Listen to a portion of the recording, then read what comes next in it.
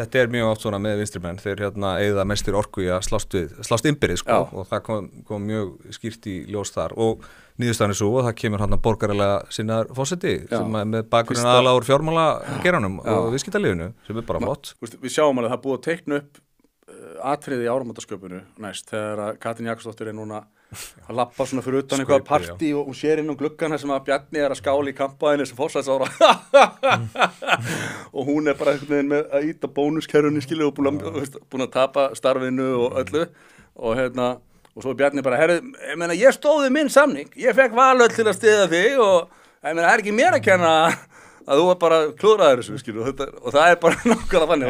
Ég held að þetta sé ekki fjarri lagi höður, sko, ég var ekki búin að hugsa út í skaupvinkilin á þessu, en ég hef reyndar engar áhyggjur af Katrínu, sko, hún alltaf að fara, hún alveg að fara að finna sér hvað að gera, sko.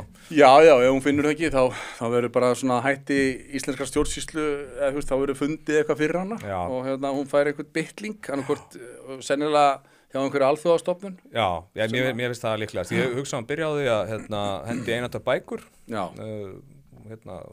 Spennusögu. Já, með Ragnari félaga sínum. Og svo held allan fari ekki eitthvað út, Sameinuðu þjóðanna eða eitthvað svona.